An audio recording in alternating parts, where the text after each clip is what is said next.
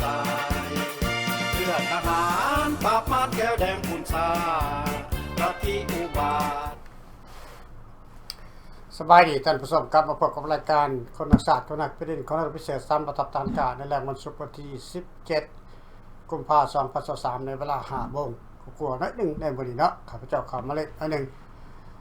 ก็มาต่อประเด็นในแรงวันประหัสเกี่ยวกับการร่วมศาสตร์การเมืองประเด็นในการร่วมศาสตร์เนาะเมื่อวานนี้ครับเจ้าก็อาจจะเว้าพลาดพลั้งไปผิดเล็กๆน้อยๆวันนี้เนาะสับสนน้อยนึงเพราะว่ามีธุระส่วนตัวมากมายและเข้ามาในรายการโดยบ่ได้เฮ็ดโฮมเวิร์คจักหน่อยเนาะเข้ามาก็เลยสับสนภาษากับเกิดอากาศก็ขอให้เข้าใจเนาะพี่น้องเนาะต้องขอโทษการที่ข้าพเจ้าอยากอธิบายวันนี้แล้วก็มื้อนี้ก็เกี่ยวกับการที่ว่าร่วมศาสตร์คำว่าร่วมศาสตร์นี่อยู่ในลาวเฮานี่มันเป็นเรื่องใหญ่กันว่าร่วมศาสตร์ในลาวเฮานี่มีหลายชนเผ่าด้วยกันเขาจึงร่วมเข้าไปจึงเป็นร่วมศาสตร์เป็นศาสตร์หนึ่งอยู่ใน Kingdom ของราชอาณาจักรแผ่นดินลาวตั้งแต่โบราณกาลมาเป็นเวลา1,000 ปี1,000 กว่าปีพี่น้องสุดท้ายลาวเฮาก็ได้รับเอกราชเป็นทางการหลังจากหลายประเทศในโลกนี้ได้รับเอกราชของไปของมันหลังจากสงครามโลกครั้งที่2จบลงแล้วแต่ละประเทศก็มีการได้รับเอกราชจากมหาอำนาจต่างๆญี่ปุ่นก็ได้รับเอกราชอเมริกาก็เจรจาแล้วก็สันติภาพเจรจาสันติภาพเป็นมิตรเป็นเพื่อนกันมาทุกวันนี้สงครามโลกครั้งที่2กันแม่นอเมริกากับญี่ปุ่นก็แม่นหุ้นแห้งที่สุดสุดท้ายมาอเมริกากับญี่ปุ่นก็เป็นมิตรเพื่อนกันมาทุกวันนี้แบบเข้มแข็งนักแน่นพี่น้องลาวเฮาได้บัดลาวเฮามีเพื่อนกับไผในเมื่อก่อนนะตัวนี้เฮามีปัญหาว่าลาวของพวกเฮานี่หลังจากสงครามโลกครั้งที่2มาสถานการณ์ของการปกครองลาวมันอ่อนแอที่สุดเพราะว่าพึ่งตัวเองบ่ได้การศึกษาก็ต่ำนักการเมืองของรัฐบาลราชอาณาจักรของ Kingdom ในตอนนั้นก็ได้ไปต้องได้ไปเรียนอยู่ฮานอยในสมัยก่อนพี่น้องเรื่องราวมันยืดเยื้อยาวนานมาหลายร้อยปีหลายคนอาจจะรู้จักเรื่องราวมันผ่านมาจนถึงทุกวันนี้ไปยังเวียดนามจึงสามารถยึดครองเอาลาวแบบย่านกลัวกับกฎหมายเพราะว่าถ้าเฮาย้อนขึ้นไปหลายศตวรรษก่อนลาวจะมีเอกราชพระทานหลายพระทานที่ได้รับราชการหลังจากฝรั่งมอบเอกราชให้แล้วนั้นส่วนใหญ่แม่นจบมาจากเวียดนามเหตุการณ์ดังนั้นจึงเฮ็ดให้ลาวของพวกเขานี่เอียงไปทางเวียดนามหลายกว่าจะเป็นตัวเองเพราะฉะนั้นข้าพเจ้าจึงเว้าได้เพราะว่าเฮาสั่งซาเอาเหตุการณ์ที่เกิดขึ้นในยุคสุดท้ายหลังจาก1954เป็นต้นมาจนถึง1975ว่าเหตุผลใดลาวจึงเสียอำนาจให้ฝ่ายคอมมิวนิสต์คันเสียให้คนลาวด้วยกันคือคอมมิวนิสต์ปกครองและบ่มีแก้วเข้ามาเป็นเจ้าของประเทศนั้นเขาอาจจะพอร่วมกันได้เขาอาจจะพอตกลงกันได้แต่ปัญหาใหญ่ของมันก็คือแก้วเข้ามายึดเอาอำนาจของคนลาวทั้งประเทศเค้นฆ่าคนลาวแบบโหดเหี้ยมพี่น้องหลายคนอาจจะได้ยินมาแล้วหลายคนก็อาจจะบ่ได้ยินหลังจากปี2573เซ็นสัญญาโครงการ18ข้อในการลาวรวมลาว เพื่อยุติสงครามและเพื่อเขาร่วมกันเพื่อสร้างสันติภาพและเอกราชของลาวให้มั่นคงทั้งสองฝ่ายรัฐบาลฝ่ายคิงดัมกับฝ่ายประเทศลาวคอมมิวนิสต์ก็ยินยอมจะรวมกันสร้างสาประเทศชาติบ้านเมืองข้อสำคัญคือจะบ่ให้มีทหารต่างชาติทหารต่างชาติก็ได้บ่งบอกให้ทุกประเทศจะเป็นอเมริกาจะเป็นแก้วจะเป็นเจ็กจะเป็นชาติใดก็ตามในลาวนั้นบ่มีสิทธิ์จะถืออาวุธอยู่ในประเทศลาวนั่นคือการยอมจำนนทั้งสองฝ่าย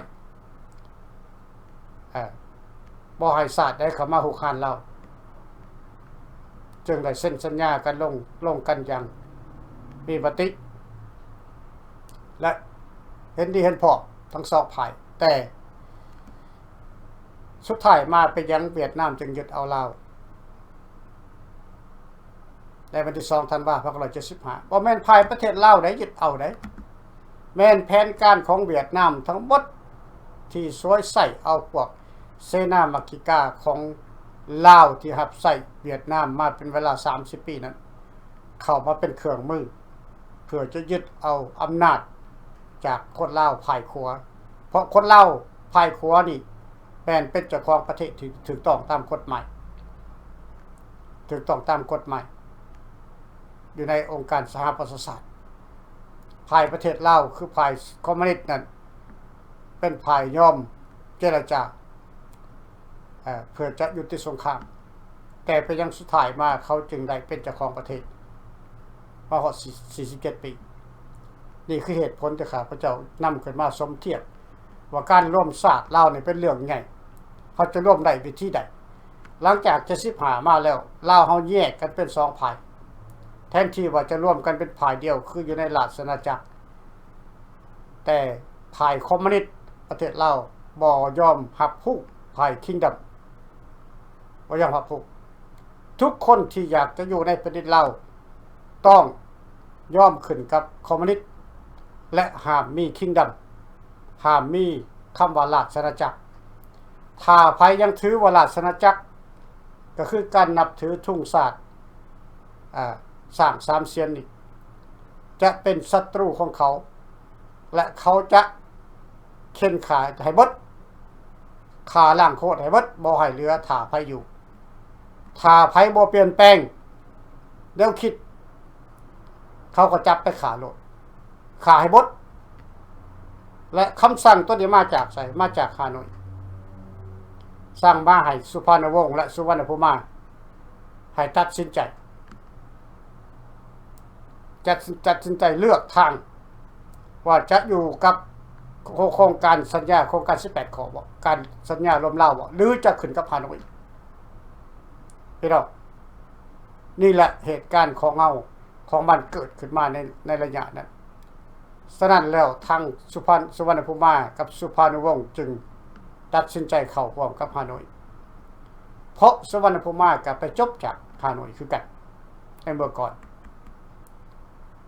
สุพรรณวงศ์ก็จบจากฮานอยคือกันในเมื่อก่อนและหลายพระทานเล่าของพวกเขานี่พญานั้นพญานี้นี่ก็จบจากฮานอยคือกันเฮ็ดให้ความคิดที่ว่า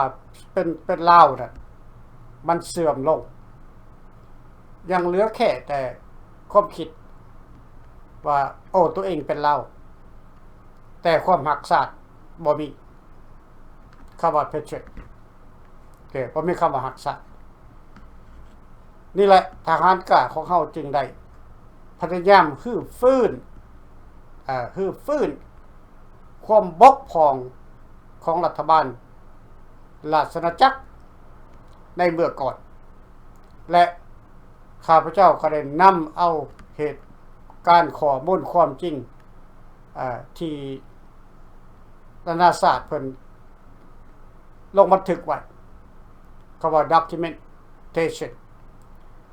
อยู่ในสมุดต่างๆหลายสมุดหลายหัวข้อหลายข่าวหลายประเทศที่เพิ่นเขียนลงไว้เหตุการณ์ที่ขึ้นกับที่เกิดขึ้นอยู่ในราชอาณาจักรเป็นต้นต่อมาจากไสเป็นแนวใดข้าพเจ้าก็นำขึ้นมาเว้าต่อให้พ่อแม่พี่น้องเขาเข้าใจลาวยุคใหม่ลาวยุคเก่า ก็เหมือนกันต้องเข้าใจว่าลาวเฮาล่มแล้วคันล่มแล้วจะล่มเลยบ่หรือว่าจะลุกลุกบ่ได้ก็ต้องพยายามลุกถ้าอยากจะลุกถึงเวลาที่คนลาวทั้งชาติในและนอกประเทศพร้อมด้วยข้าราชการทหารผู้แทนราษฎรอยู่ในลาวคือกันถ้าสหายคนใดบุกใดส่วนใดหากเห็นว่าเฮากำลังจะเสียชาติให้แก้วเฮากำลังจะเสียแผ่นดินให้แก้วก็ควรจะออกมาร่วมกันแก้ไขปัญหาเรื่องโครงการ18ข้อฮื้อฟื้นสัญญาเวียงจันทน์ขึ้นมาพร้อมกันในและนอกประเทศพร้อมด้วยพระทานละหลายพระทานพร้อมด้วยสหายหลายสหายสิบ่เห็นดีเห็นพร้อมกับแก้วแดงที่จะขึ้นกินเหล้าของพวกเขาถ้าเข้ามารวมกันใน3เหล่าทหารกะเขาโหวตออนไลน์ออกแชร์ไอเดียแชร์แนวคิดความเห็นออนไลน์ฮื้อฟื้นสัญญาขึ้นมาเป็นหลักขับไล่แก้วออกจากแผ่นดินลาวไปก่อนพี่น้องแก้วคือเป็นศัตรูเบอร์1ของคนทั้งชาติถ้าเมื่อใดหากแก้วเขายึดอำนาจไปเป็นของเวียดนามไทยเขาว่าพนกประเทศไทยเขาว่าพนกแผ่นดินคือยึดเอาแผ่นดินถ้าเขายึดเอาไปแล้วพี่น้องคนลาวทั้งชาติจะกลายเป็นขาทาสอย่างหาสิ่งใดมาเทียบบ่ได้ประวัติศาสตร์ในเมื่อก่อนมันจะซ้ำรอยขึ้นมาความเป็นขาทาสของแก้วลาวเขาเคยเป็นขาทาสของแก้วในยุคฝรั่งเขามาปกครองเราแต่เป็นขาทาสของแก้วไปหับใส่ขุดทางขุดเบืองขุดบ่อแฮโดยอึดหิวตายกันมากมายหลายล้านคน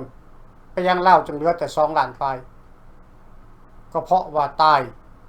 โดยความอึดหิวเฮ็ดเวียกในเมื่อก่อนขุดเมืองขุดบ่อแฮเอาเงินเอาคำในเมื่อก่อนแม่นเวียดนามเป็นนายทุบตีพี่น้องตายกันเป็นล้านคนในเมื่อก่อนฝรั่งจึงเห็นว่าการโหดเหี้ยมของเวียดนามถึงแม้ว่าฝรั่งจะเป็นผู้เขายึดครองเอเชียอาคเนย์บ่แม่นมีแต่ลาวแต่มีหลายประเทศที่ฝรั่งเขายึดอำนาจในสงครามโลกครั้งที่2ในเมื่อว่าฝรั่งเห็นว่าความยุติธรรมกับคนลาวบ่มีระหว่างเวียดนามกับลาวนี่ถ้าฝรั่งจะให้เวียดนามปกครองลาวต่อไปเวียดนามจะขาล้างเผ่าพันธุ์คนลาวให้หมดสิ้นแบบเดียวกันกับไชน่าเขาขาล้างโคตรของเผ่ามงพี่น้องไปยังจะมีมงอยู่ในประเทศลาวไปยังจะมีมงอยู่ในไทยแลนด์ไปยังจึงมีมงอยู่ในเวียดนามอยู่ในเขมรมีน้อยเดียว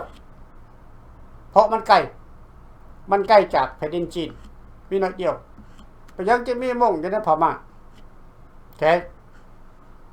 ในประวัติศาสตร์ที่ข้าพเจ้าได้หูมานี่จีนแดงเขาขาล้างโคตรเผ่ามงฉะนั้นเผ่ามงก็ต้องได้อพยพออกจากประเทศจีนส่วนหนึ่งไปอยู่ไทยส่วนหนึ่งไปอยู่พม่าส่วนหนึ่งไปอยู่ลาวส่วนหนึ่งไปอยู่เวียดนามแต่ในจำนวนประเทศแต่ละประเทศที่มงไปอยู่หลายร้อยปีผ่านมาแต่ละประเทศบ่ยอมให้สัญชาติของเผ่ามงบ่มีมงเผ่ามงเผ่าใดบ้านใดตระกูลใดจะได้ซิติเซนหรือว่าสัญชาติยกเว้นประเทศลาวยกเว้นพระราชอาณาจักรลาวยกเว้นพระราชอาณาจักรลาวนี่ได้รับเอาเผ่ามงเข้ามาเป็นประชาราษฎรคนลาวอย่างถูกต้องตามกฎหมายและมอบสัญชาติ พร้อมด้วยมอบเนื้อที่หากินดินดอนตอนหญ้าให้เลือกเอาตามใจมักทำมาหากินอยู่หม่องใดก็เลือกเอาสิเอาในเมื่อก่อน องค์ประมุขของเรามีความคิดปานีทุกชนเผ่าอยู่ในประเทศเราบ่แม่นแต่เผ่ามุทุกชนเผ่าในประเทศเราให้เกียรติเท่าเทียมกันพี่น้องนี่คือความดีความงามของราชอาณาจักรคิงดอมลาวในเมื่อก่อนแตกต่างกันเหมือนฟ้ากับดินในยุคนี้หลังจาก1975มานี้ประเทศลาวกลายเป็นพื้นเป็นไฟ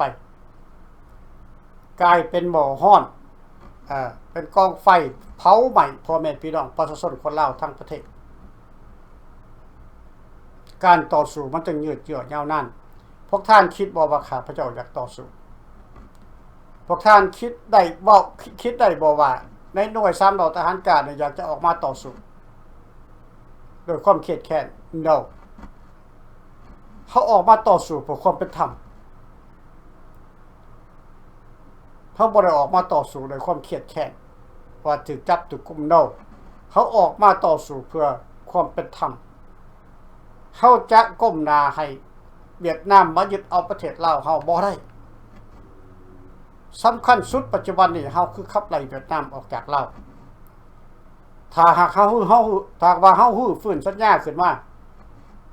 เป็นกลับขึ้นมาได้เหมือนเก่ามันก็จะมีการเจรจาพี่น้องขออนุญาตรับสายเนาะเอาสบายดีท่านล่ะสบายดีเจ้าแม่แล้วมื้อนี้เพิ่นมีหัวข้อเดี๋ยวออกรายการแล้วเดี๋ยวนี้ล่ะเชิญเลยจังว่าอันเว้าเรื่องใดเนาะ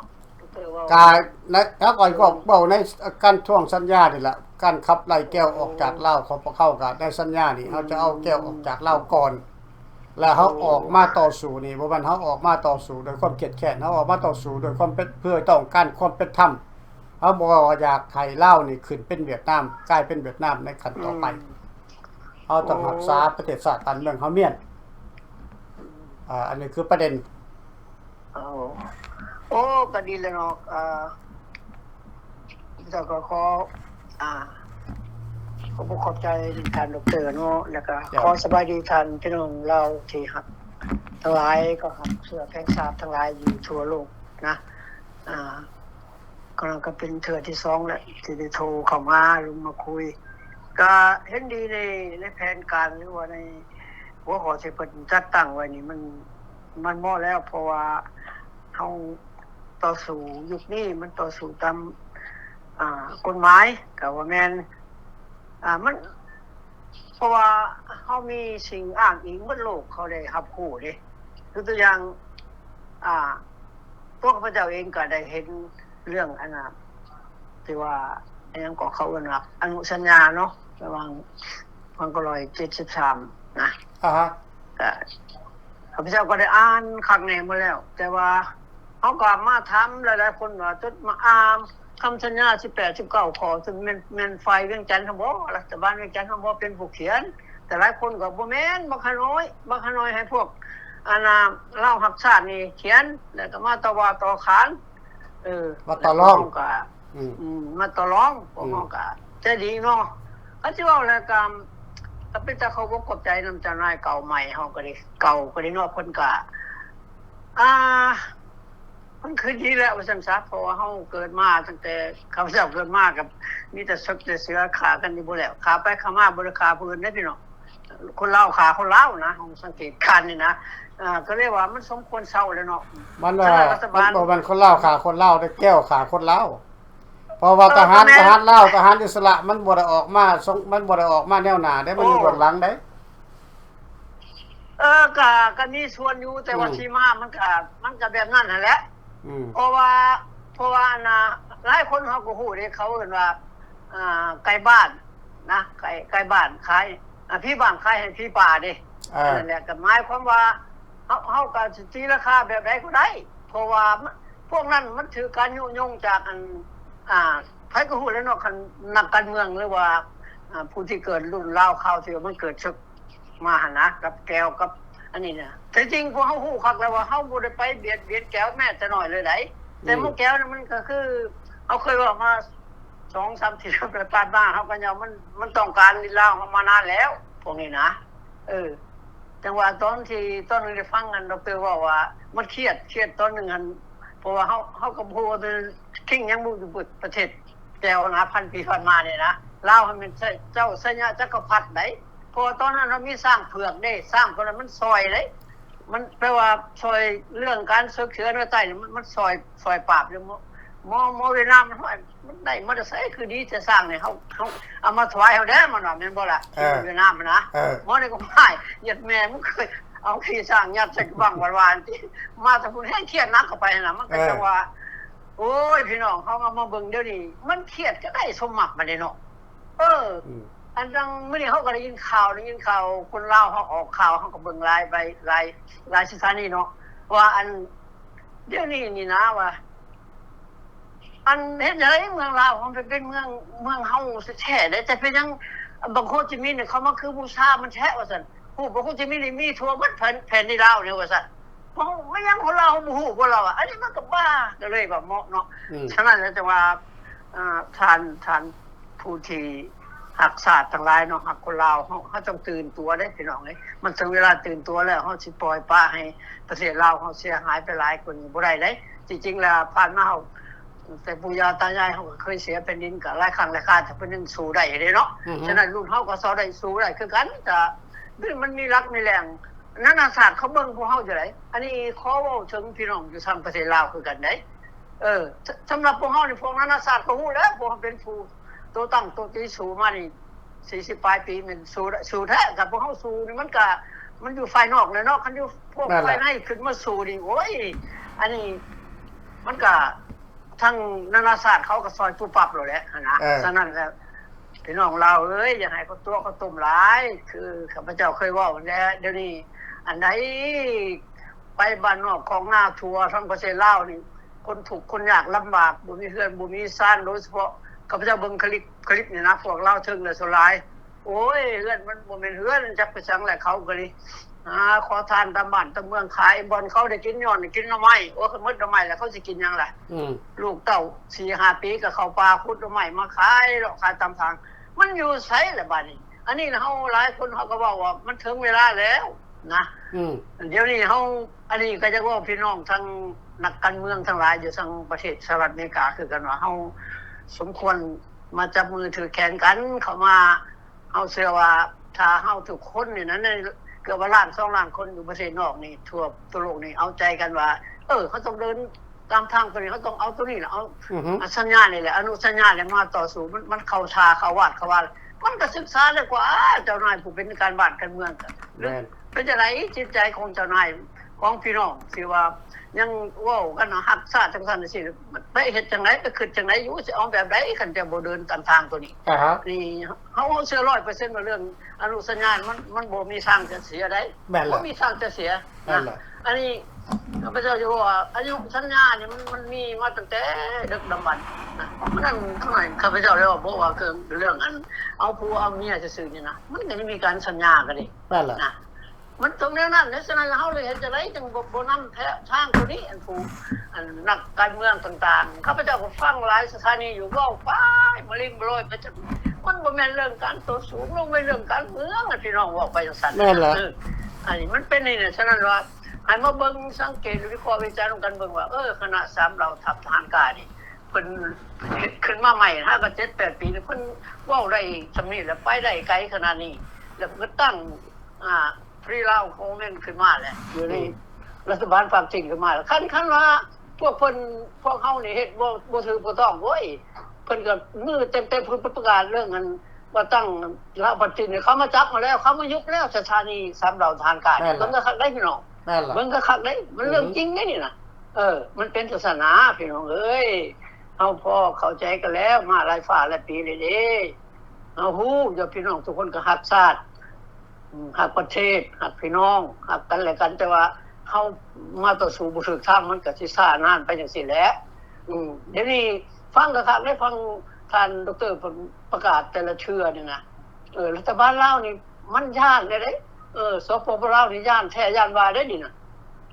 เพราะว่าเฮาก็ฟังได้เพิ่นท้าทายออกข่าวแต่ละเทื่อได้ท้าทายบ่แม่นธรรมดาเพราะบ้านเว้ากับบ่แม่นเว้ากับคนคือเว้ากับต้นไม้นะมันก็ซื่อๆอยู่นั่นแหละอันนี้คันเว้าไปมามันก็เป็นตาเว้าอยู่ว่าเรื่องความหมายว่าเฮาสิทำสัญญากับโจรนี่โอ้พวกโจรนี่มันบ่มีสัญญาได้มันเขาก็เห็นลูกน้องเขาก็ได้ประทะกับลูกน้องมาหลายคนมาฮอดอเมริกานี่มันบอกเขาบอกโอ้ยเขาเหยียบเต็มแล้วสัญญา21สัญญาอย่างเงี้ยก็เลยแต่มันโอ้ยพ่อจะว่าอนุญาตเว้าเนาะพ่อจะโอ้ยเฮ็ดมาแต่ไสเขาสิเหยียบจังได๋มันบ่แม่น2คนเว้ามันหมดโลกเลยเว้ามันสิไปเสียจังได๋เสียก็เสียแต่พวกสปรบ่ฮู้ที่ก็มันหาตัวเขาจะส่งเราขอตัดด้วยนึงว่าสัญญานั่นมันบ่มีอยู่ในประเทศลาวอันนี้อยู่ในจะนี่ว่าอยู่ในหัวขวัญเก็บบัญชีของโลกเพิ่นไว้นี่แหละจังหวะนะแต่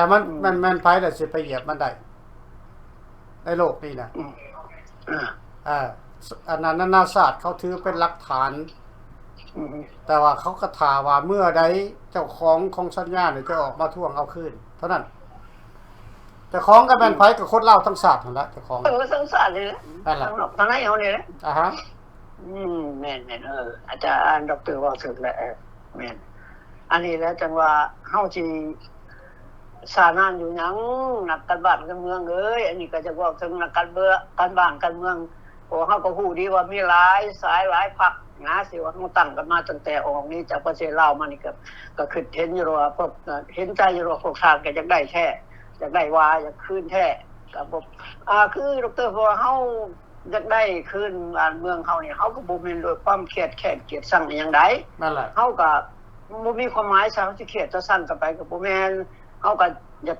เว้าคันมันจบมันงามทางนอกทางในแล้วก็เว้ากันมาสร้างสาพัฒนาโดยคนลาวเองเดี๋ยวนี้ตามที่ข้าพเจ้าวิจัยได้คิดเบิ่งว่าบ่ว่าลาวจะรัฐบาลเก่าหรือรัฐบาลใหม่พวกเฮาถูกเป่าหูจากประเทศชาติที่อยู่ล้อมข้างเฮาได้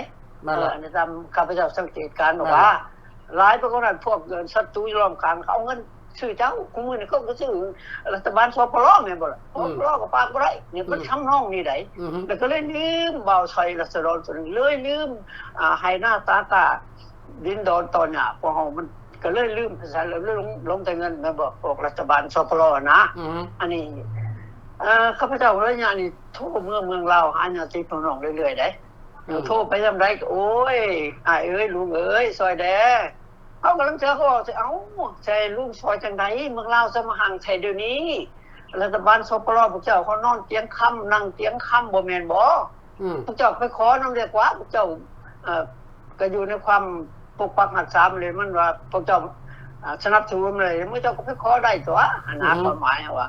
อันนี้มันเป็นนั่นแล้วเฮาจะว่าตื่นน้อยนึงว่าได้โทรไปหาผู้นึงก็เป็นคริสเตียนคั่นนี่ได้ทางบ้านเกิดเมืองนอนทั้งพุ่นละแล้วว่าอ้ายเอ้ยมื้อนี้ก็มันสิไปออกไปเฮ็ดทางว่าซั่นเขามาทองดินอะไรเฮ็ดทางแล้วพวกเฮาจะต้องไปอันนั้นก็ไปแปลงไปซั่นไปกวาดดินตกไผจงมันไปกวาดขี้ดินนะบ่อนที่ว่าเฮาเลยถามอันรัฐบาลบ่ซื้อดินให้โอ้ยบ่แล้วว่าซั่นเฮาพวกเฮาเองใช่บ้านนี่แหละพากันเก็บใส่แล้วก็ชื่อรถ1จักพันบ่เพิ่นก็บ่แพงบ่ได้ดอก300,000มื้อยังประมาณนี้แหละต่อให้พวกเฮาก็พากันเฮ็ดแล้วชาวบ้านชาวเมืองแหละนี่นะเฮาว่าโอ้ยมันก็บ่แม่นแล้วมันก็บ่ได้บ่เกิน3มื้อแล้วให้คงค่อยว่าเฮาว่าอันอยู่ประเทศอเมริกาเขาบ่แม่นให้คนธรรมดาไปเฮ็ดทางได้เขาเหยียบเขาย่ำรถเหยียบรถอันนั้นเขามันบ่แม่นธรรมดามีกวดมีกลายอีกแล้วเพราะมันยังเทอันนี้ให้พวกเจ้าเอาจกไปเฮ็ดทางมันสิได้จักมือเห็นบ่เขาก็บอกจังซี่ใส่เขาว่ามันจำเป็นแล้วทางเข้าบ้านนั่นเองเขาบ่สนได้เจ้านายโอ้ยมีไผมาให้มาเฮาแล้วมันเบิ่งดูแล้วโอ้ยเงินนั้นตามประเทศซอยมันปีนึงมันจักล้านรวมแล้วมีอยู่500ล้านเอ้าไล่จังซี่ซะปีนึงทางตามประเทศซอยไปเป็นหยังบ่เจ้าจะบ่ไปกล้าขอโอ้ยไปกล้าขอก็ไปขอก็ซ้ำเฮาย่างเข้าคุกแล้วเขาก็ว่าตัวแหละแม่นบ่ล่ะอันนี้เฮาจังโอ้ยเฮาสิว่าแนวใดแหละเฮาก็เลยว่าน้องลุงเอ้ยอ้ายพี่น้องมันเฮาก็จะฝากกันอยู่หรอกแต่ว่าคันคิดว่าสิฝากให้พี่น้องแล้วก็เลยคิดเครียดสั่งพวกสปปรนี่มัน มันเป็นตานายก็เลยนายพวกนั้นก็เลย เนี่ย ก็เลยลืมบอกลูก ปล่อย หล ให้ น เขาเอาเปรียบเอาเรียบเกินไปแล้วก็ปล่อยให้มันทุกข์จังซั่นละ เขาวางสั่นแหละ อืม นี่แหละพี่น้องมันไม่ไหม้โมๆเลยว่าที่นี่นะข้าพเจ้าโทรไปนะเป็นจังได๋อายุแคว้นสนเขตทุกข์ที่สุดเลยเดี๋ยวนี้ทุกข์ที่สุดบ่มีถามคักแหละบ่มีของเจ้าของงานใดอยู่เรียอยู่เมืองมิตรที่เฮาแต่ว่าเมืองกระชอนแท้ๆนครกระชอนมันคือมิตรแท้คือบ่มีของเจ้าของงานโอ้ยสิเว้าซะอ้ายเอ้ยว่าซั่น มันสิตายในครั้งนี้ว่าซั่นมันเป็นอันนั้นเลยจำเป็นเดี๋ยวนี้ก็อยู่ในเมืองเวียงจันทน์เมืองสนเขตตรงเมื่อขอเขาขอน้ำนำพี่น้องป้องปายกันผู้ใดมีพี่น้องอยู่ทางบ้านนอกนะต้องได้ไปเมื่อบ้านไหนยังได้กินเขาวได้ไปขอคู่น้ำพี่น้ำน้องผู้เขายังเห็นหน้าอยู่ทางบ้านนั่นคือบ้านเฮาสินะเห็นบ่แล้วเฮาสิว่าไหนพี่น้องชาวลาวชาวนอกชาวในเฮาว่ารัฐบาลสปปลเนี่ยฮักเฮาจริงหรือว่ามันหลอกเฮาจริงฉะนั้นก็ให้เข้าใจได้กันทานพี่น้องทางเมืองลาวได้ครับส่งมาฟังกันดิมันเป็นบ้านเมืองเฮาเองได้พี่น้องเอ้ยบ่แม่นบ้านเจ๊กบ้านแก้วได้เดี๋ยวนี้ข้าพเจ้าจะเว้านะอัน2เกือบว่า30ปีซะไป30 40ปีที่เขา2แขวงเจ้าฝั่งเหนือหั่นน่ะฉะนั้นเดี๋ยวนี้พวกสิมาเป็นรัฐบาลอยู่เมืองลาวมันแม่นแก้วครึ่งแก้วครึ่งเจ๊กหมดเห็นบ่นั่นแหละเขามาเป็นรัฐบาลแล้วเขาจะไปหักเจ้าจังได๋ล่ะบัดเขาก็หักแต่เงินตัวมันเป็นเวลาที่เขาสวยโอกาสแหละฉะนั้นเฮาผู้เป็นคนลาว 100% ลูกหลานลาว 100% ทุกชนชาติชนเผ่าเนาะที่เคยได้อยู่มาแต่ดึกดำบรรพ์ตามปู่ย่าตายายเฮาก็คิดโอ้นี่มันบ่แม่นเลยเด้นี่รัฐบาลนี่ตัวเฮาเลยเด้หลอกเฮาเลยก็พากันตื่นตัวกันได้สั่นตัวแหละแม่นแล้วมันก็ควรจะตื่นทั้งรัฐบาลพุ่นล่ะรัฐบาลอยู่ในสภาพที่เฮาเห็นเพิ่นถ่ายทอดออกมาออกอากาศนั่นลดแล้วแต่เป็นหมูทั้งสั่นเป็นหมูทั้งนั้นได้แปลว่านั่งฟังได้แต่นั่งฮับฟังแล้วก็ปฏิบัติซื่อๆบ่มีสิทธิ์สิไปออกสิทธิ์ออกเสียงพวกนั้นน่ะเขาบอกทั้งพวกนั้นแหละจะย่อมก้มขี่ขาเป็นหับใส่มันไปหอดใส่พวกผู้แทนราษฎรนั่นน่ะอันที่ความเขาแก่นั่นคือเฮาถามอย่างที่พี่น้องลูกหลานเขาแก่มีแนวเดียวซั่นโอ้ยมันเน้งบ่ได้แล้วพวกเฮาตายก็คักเน้งมือใดก็ตายพวกนั้นเฮาบ่จักสิเฮ็ดแล้วจะก้มอยู่ซี่แหละเขาว่านะจนซ้ำตายเขาเลยว่าไปสิได้ว่าโอ้แต่ว่ามันปานนั้นย้อนความกลัวแต่ให้เบิ่งว่าคือข้าพเจ้าบอกไปได้เกือบทุกคืนข้าพเจ้าบอกไปว่าคนในรุ่นของราชอาณาจักรน่ะราชอาณาจักรลาวนี่เขาบ่กลัวเลยในเมื่อก่อนเจ้าก็บ่กลัวข่อยก็บ่กลัวแล้วก็หลายคนอยู่ในประเทศลาวเนี่ยบ่ได้กลัวได้กลัวนั่นอันผู้ที่กระทำผิดน่ะแม้แต่รัฐบาลนี่เฮ็ดผิดนี่น่ะในสมัยก่อนก็ยังมีลุกขึ้นขากันได้ท่านบอกมันต้องใส่ความกล้าหาญมันจึงจะลงเอยกันได้แม่นแหละอันนี้ละ50ปีเย็นสมอยอยู่แม่นบ่ล่ะแม่นล่ะมันสิเป็นเนาะโอ้ยอันที่จริงพอพี่น้องลาวคู่มื้อนี่เขามีกินมีอยู่บ่แม่นเฮาซ่าได้บ่เฮาคุยได้เฮาเชื่อว่าคนลาวมาประเทศนอกนี่ทั่วประเทศนอกนี่ประเทศที่3มันเกือบว่าล้าน2ล้านเนาะเฮาเชื่อเลยว่าพวกเฮาอยู่เมืองนี่คู่ว่าพวกนั้นเกลียดชังเฮาแต่พวกก็ยังส่งมือให้ได้ส่งมือให้ญาติพี่น้องเวียงจันทน์บ่ได้ใช่กันเลยที่มีกินมีอยากนี่นะคือเห็นบุญคุณพวกเฮาเด้พวกเฮาฮู้อยู่พวกอันน่ะรัฐบาลได้นายสร้างแล้วเฮ็ดอะไรทั่วพวกเจ้าให้ชังให้เกียรติพวกเฮานี่เขาบ่ได้คือเห็นบุญคุณเฮาได้เขาส่งเงินส่งคำไปให้เขากินน่ะพี่น้องป้องป้ายหั่นเขาบ่ได้นึกเห็นบุญคุณได้เขาว่าเจ้าเป็นหมูเขาว่าหมูนี่คือว่าโง่ว่าซั่นซะเขาเลยตัวเฮาโง่เฮาจะบอกเขาจังซี่แหละโอ้ยน้อมความหักเด้อลูกหลานพี่น้องบ่ไหนก็ดีเฮาบอกตรงๆเลยว่าไผก็เว้านักการเมืองทั้งหลายก็เว้าคันจะบอกสำหรับคนลาวนี่ก็ยินหลายทานเว้าโอ้ยเมืองลาวนี่เป็นของแก้วมาแล้วก็สิเว้า%บ่ 100% ก็ว่าไปเลยเจ๊กนี่ก็แบ่งกันมื้อเจ๊กมื้อแก้วมันก็แบ่งกันจังซั่นแล้วแต่ผู้ท่านล่ำตั้งแต่คนลาวที่มาพาสปอร์ตนี่มาหาทำงานอยู่ในต่างประเทศบ่ซับสปอร์ตในอเมริกาซะเขามาอยู่นำคนลาวเฮาอยู่ในต่างประเทศอยู่ในพี่น้องนี่นะ9คน10คนแต่ครอบครัวนึงนี่นะเขาบ่เคยเก็บเงินค่าเฮือนนำเขาค่าฟืนค่าไฟนำเขาได้เขาเก็บเงินเขาถอนเงินแล้วเขาเอาเมื่อประเทศลาวเมื่อปลุกเพิ่นปลุกซ่านแล้วเขายังบ่ได้ว่าเฮาดีได้แม่นๆๆโอ้ย อันนี้เขาก็บ่จะว่าย้อนความหักเนาะเขาได้ยินเต็มหูเต็มตาเลยใกล้เคียงเพื่อนเขาชีวิตครอบครัวเขานี่แหละหลายผู้ที่เข้ามาเอาเมียมาแพสปอร์ตนี่นะเขาก็คุยใช่เฮาจังซั่นจังที่เมืองลาวนี่เจริญแล้วโอ้ยว่าแบบนายเขาสั่งมันจะได้เขาเว้านะเฮาก็บ่ตอบดอกเฮารู้เลยว่าเขาถึงเป้ามาแหละนางมาให้อ่านคันว่าเขาย่านน่ะท่านล่ำคันว่าเขาย่านเขามาฮอดอเมริกาแล้วเขาสิย่านไผเขามีสิทธิ์เว้าเพราะเขาบ่ได้กลับคืนอีกเขามีแต่ส่งเงินกลับคืนโตเขาบ่ได้กลับคืนน่ะคันเขาอยากเว้าไปยังเขาบ่เว้าคนน่ะลาวคอมมิวนิสต์นี่มาอยู่ในอเมริกานี่เป็นเกือบเท่าไรแสนละ 4-5 แสนละโอ้แม่นละแล้วเฮาเห็นไผแน่ที่ออกมารวมขบวนการหรือว่าออกมาใส่แนวคิดรวมกับพวกลาวขาวอยู่ข้างนอกประเทศนี่บ่มีผู้นึงก็บ่มีนะบ่แลโน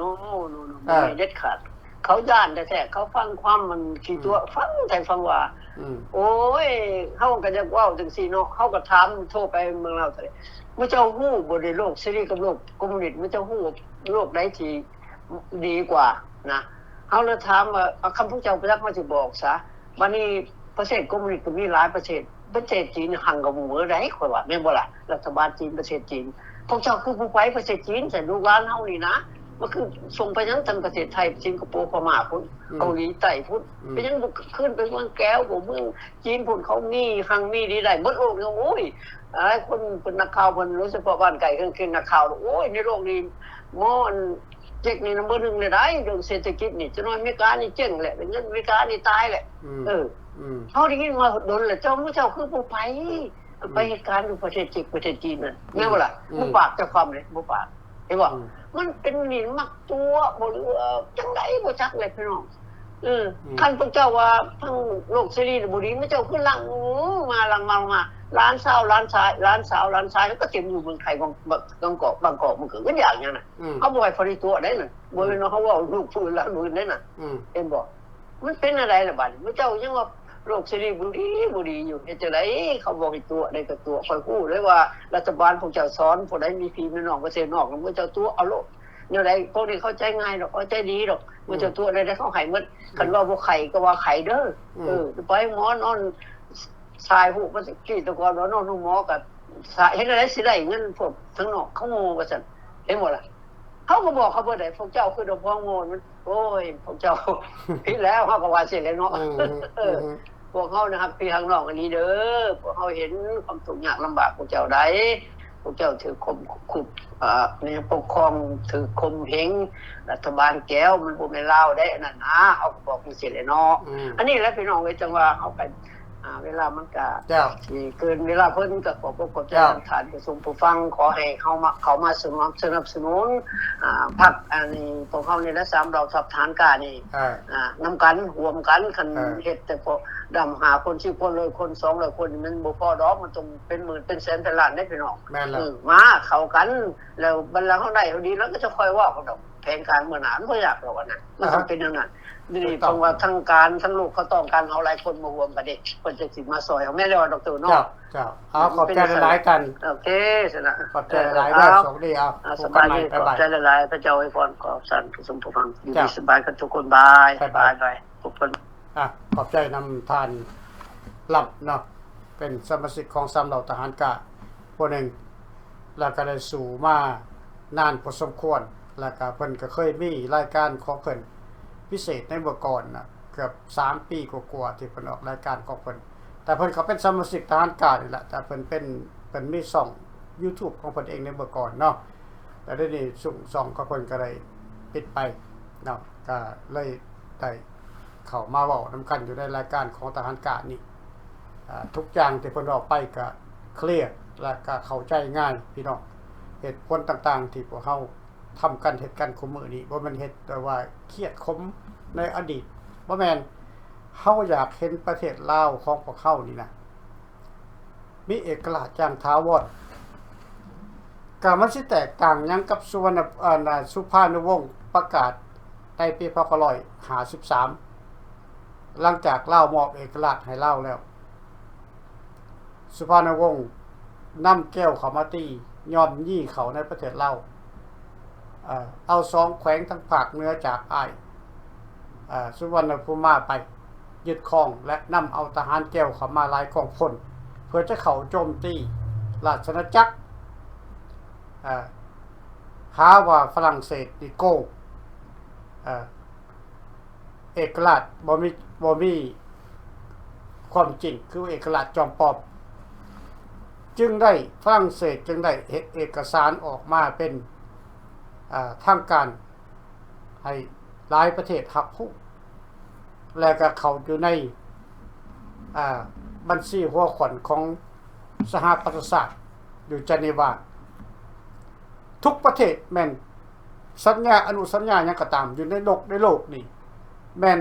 เฮ็ดโคเดอร์ใหญ่บ่อนเก็บกำข้อมูลแล้วก็บ่อนเจรจาต่างๆแม่นอยู่ในเจนีวาเบิดพี่น้องเพื่อเป็นหลักฐานให้สุภาพวงศ์นั้นยอมให้เปลี่ยนแนวคิดคำว่าลาวบ่มีเอกลักษณ์เพราะบ่อยากให้สุภาพวงศ์นั้น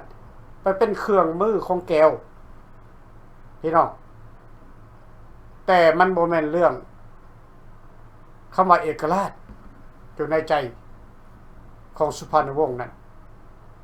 คือความเครียดแค้นความบ่พอใจที่ตนเองบ่ได้เป็นเจ้าชีวิตที่ตนเองบ่ได้รับข้าราชการสูงคือความเครียดแค้นส่วนตัวจึงนำเอาเวียดนามเอาแก้วนั้นเข้ามาคุกคามลาวคิดว่าตัวเองจะได้เป็นผู้ใหญ่เป็นใหญ่ใหม่โตในอนาคตจึงไปเข้าทางข้างแก้วและเอากำลังพลของแก้วนั้นเข้ามาโจมตีลาวเป็น30ปีเต็มๆพี่น้องและแม่นไผล่ะเป็นผู้วางแผนยั่วยงเอาสุภาพวงศ์ไปรวมกับแก้วน่ะก็แม่นสุวรรณภูมิ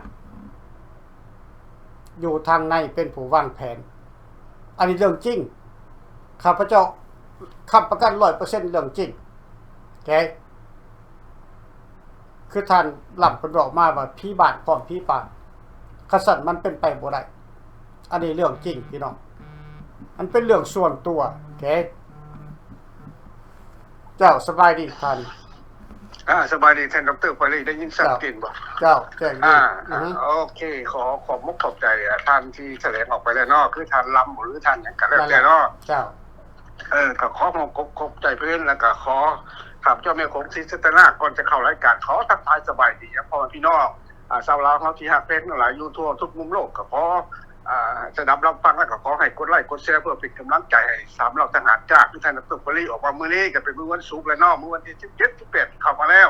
ก็ท้ายๆเดือนที่หมดปีแล้วเพราะว่าพี่น้องเอาก่อนจะเข้ารายการข่าวได้ขอเฮียนไปยังพระทานในพระทุกใจลงสวรรค์เป็นที่ปรึกษาทุกๆของสามเหล่าทหารกล้าและท่านที่ปรึกษาหลายๆท่านยะพอธรรมชาติยะพอปรารุณศรีท่านขุนเมืองบอแล้วก็ท่านพันเอกท่านผู้ชมมาลาท่านพันเอกสุบันจันทวงศ์ท่านพันเอกคุณมณีวงศ์และพอพี่น้องชาวลาวเฮาที่สรับฟังอยู่ทั่วทุกมุมโลกอยู่เมืองไทยก็แล้วแต่ลูกหลานที่ไปเห็นงานก็ขอกำลังใจกดไลค์กดแชร์กด Subscribe คนละแชร์พอพี่น้องเป็นกำลังใจเนาะแล้วก็ขอกำลังใจโหวตต่อไปเรื่อยๆอย่าหยุดอย่าย่อนให้ลงมติเข้าไปเรื่อยๆให้มันได้หลายขึ้นพอพี่น้องนั่นคือกำลังใจสามเหล่าทหารกล้าต้องการเนาะแล้วก็พ่อแม่พี่น้องแล้วก็สมาชิกของสามเหล่าทหารกล้าอยู่หลายๆเมืองหลายๆรัฐเทนเนสซีทางเท็กซัสก็แล้วแต่มินนิโซตาก็แล้วแต่เซนต์หลุยส์แคนซัสก็แล้วแต่ก็ขอข้าพเจ้าในของศรีสัตนาขอฝากความหักความแพงไปครับพ่อแม่พี่น้องขอให้พ่อแม่พี่น้องอยู่ดีมีแรงเอาละครับจะบ่เสียเวลากับเวลาเพิ่นใกล้สิมื้อตรวจเวลาแล้วก็ขออนุญาตเข้ากับท่านดร.พลีมื้อนี้เนาะเจ้าเชิญเลยท่านที่แถลงการณ์มาแล้วที่ต้องท่านดร.พลีวัน 2-3 นาทีนี่ข้าพเจ้าก็ได้ติดตามอยู่เกี่ยวกับบัดน่ะข่าวนั่นน่ะให้พ่อแม่พี่น้องหรือว่านักการเมืองฝักการเมืองหลายๆทั้งยังบ่เข้าใจว่าลาวเฮามีสงครามกับไผถ้าจะพูดแน่ๆเนี่ยให้ติดตาม3นี่น้ำ3ข่าวออกมาแต่ละครั้งขนาดสุภาพวงศ์ไปเฮ็ดหยังอยู่กับโฮจิมินห์เรียนจบอินจิเนียร์จากฝรั่งแล้วไปอยู่ไสเอาเมียกับไผเมียเพิ่นเป็นไผอันนี้ฮ้อยังเมียเพิ่นหั่นน่ะลูกหลานไผเวียดนามหั่นน่ะเยียนหั่นน่ะให้ติดตามตัวนั้นพ่อพี่น้องเพราะฉะนั้นแล้วมันอยู่ให้หมดการเมืองแหละพ่อพี่น้องแม้ตั้งแต่ฝรั่งเศสถอนตัวออกไปแล้วก่อนจะมอบเอกราชให้เซ็นสัญญากันอยู่น่ะอันเจนีวานั่น โซเวียตยูเนี่ยนสมัยนั้นน่ะเป็นโซเวียตยูเนี่ยนยังบ่เป็นรัสเซียเถือหันยังบ่ได้แตกเป็นรัสเซียนี่ก็ยังได้เซ็นสัญญากันได้พอพี่น้องรัสเซียนี่ก็ผู้นึงเลยโซเวียตยูเนี่ยนสมัยนั้นนี่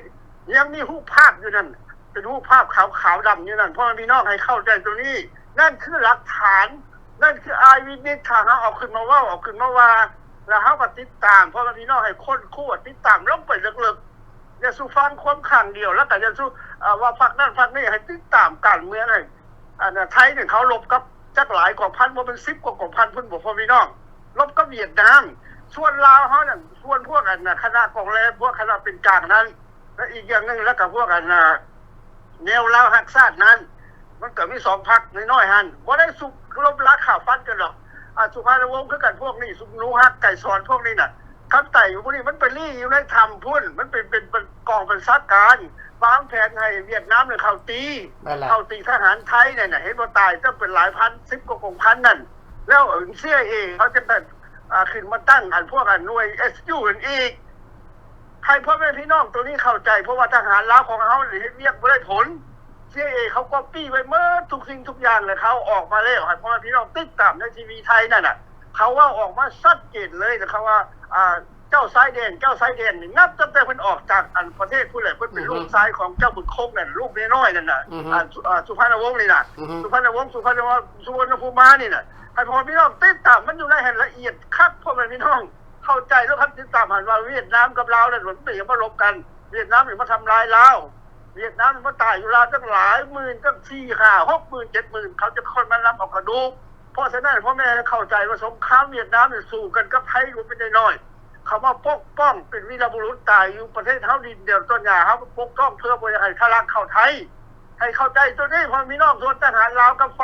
แนวลาวฮักชาติมันเป็นนี่อยู่ธรรมพุ่น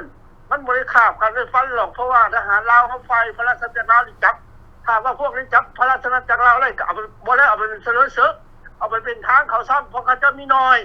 นี่แหละเรื่องกลับขึ้นมาบ้านว่างั้นน่ะ75 76นี่ชื่อว่าน้องมันก็ยังเข้ามาในทุกอย่างก็ตาดอกตาเดือนมื้อนั้น100เดือนมันก็ยังเข้ามาอีกนั่นแหละกันนี้ไปเป็นทางเขาบ่ได้ถึงจับถึงกลุ่มดอกเพราะพี่น้องแต่ว่าตีฐานทัพได้แตกแล้วมันเอาเวียดนามเข้ามาตีแล้วเอาพวกแนวลาวขายชาตินี้พวกของแรงนี่เข้าไปอยู่นี่แหละเขาฉลาดเขาเลยมาพวกเวียดนามเนี่ยให้เข้าใจตัวนี้เวียดนามน่ะพวกเวียดนามนี่ก็ได้พอพี่น้องขอให้เข้าใจตัวนี้แล้วหลายท่านหลายพรรคการเมืองก็บ่นำเอาเรื่องนี้ขึ้นมาสู้ประวัติของมันนี่ข้าพเจ้า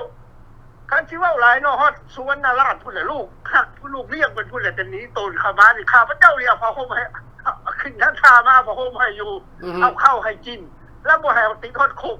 เอาเพิ่นอยากรู้เห็นลูกน้องเพิ่นลูกน้องเก่าเพิ่นอยู่ไปนำลูกน้องเก่าเพิ่นมาแล้วบอกไปส่งเข้าศูนย์บ่ให้ติดฮอดลูกผักไปพ่อศูนย์ผู้ใดยังเห็นเพิ่นอยู่ข้าพเจ้านี่แหละพ่อพี่น้องเปิดเผยให้ข้างๆลงท้ายลงเติบไปนี่แหละทุกสิ่งทุกอย่างมันเกิดจาก2-3ไอ้น้องญาติชิงอำนาจกันด้วยความเครียดแค้นท่านดร.วันนี้แถลงออกมาเมื่อกี้ถูกต้องแล้วถูกต้องที่สุด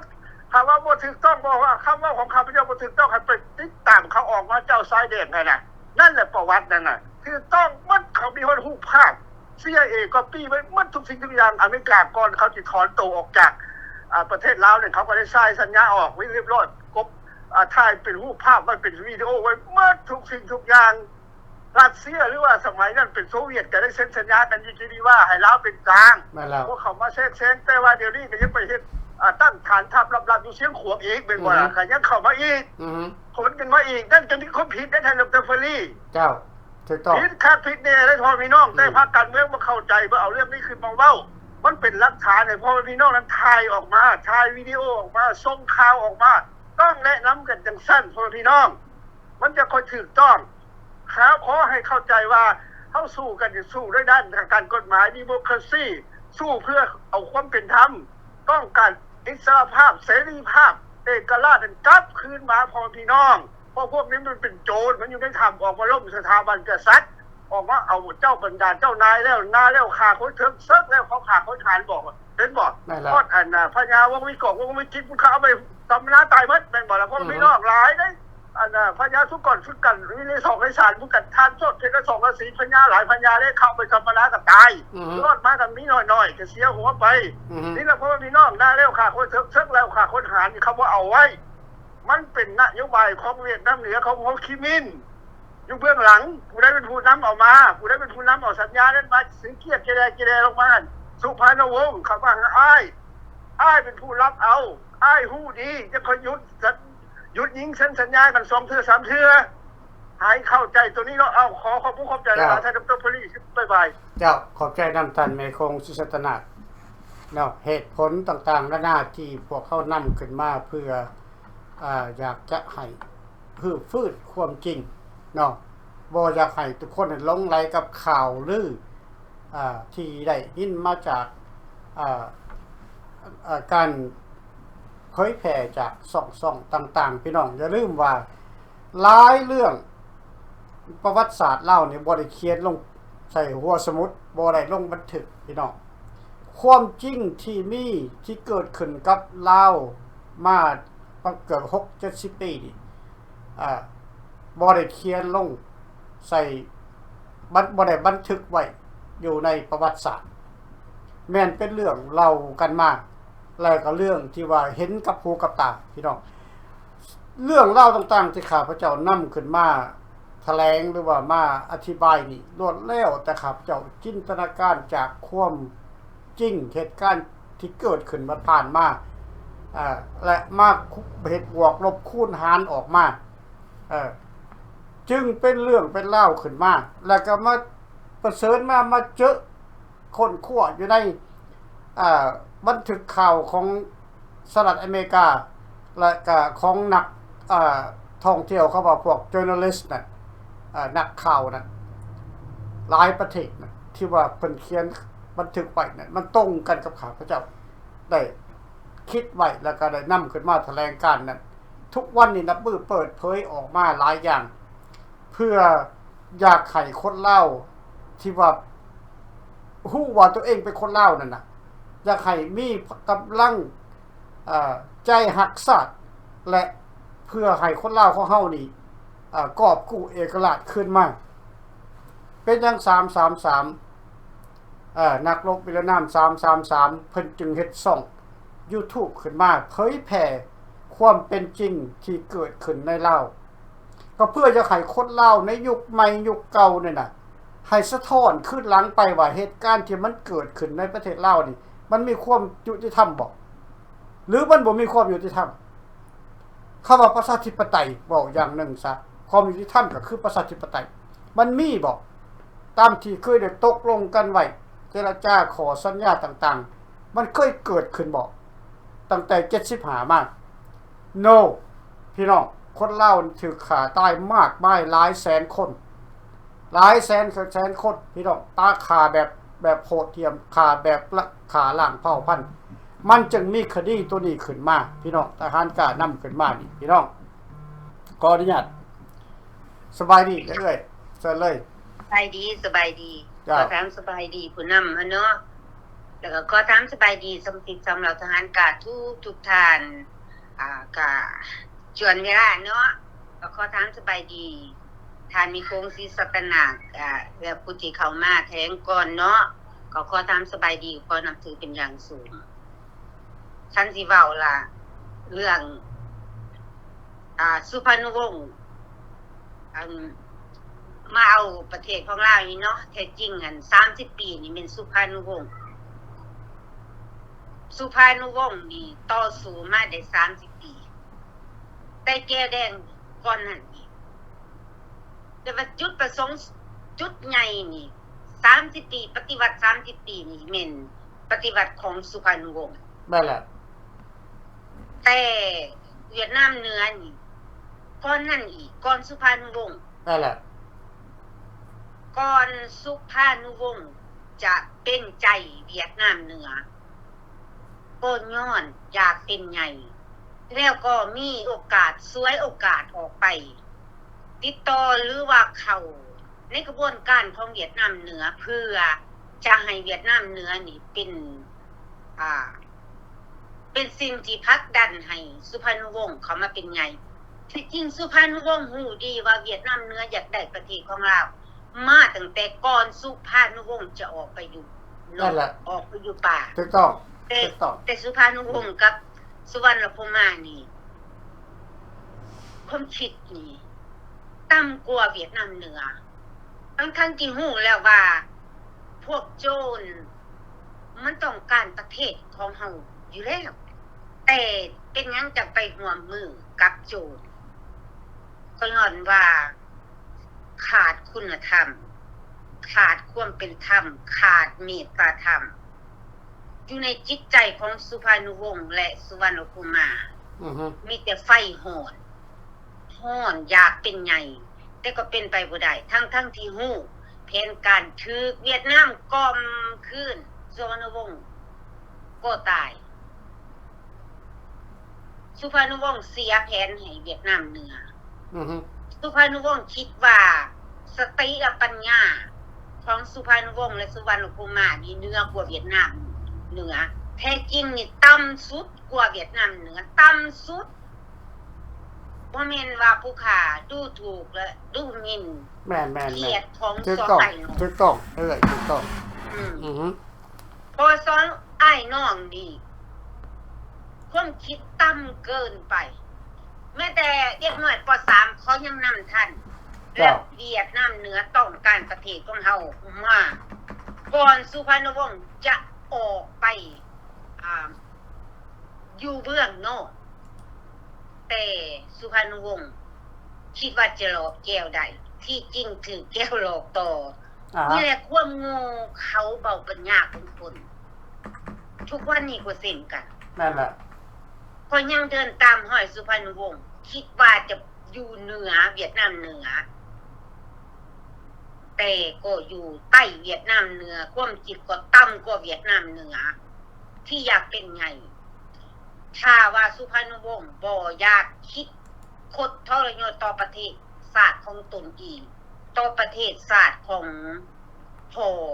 ว่าสันจาเจ้าก็คงสิบ่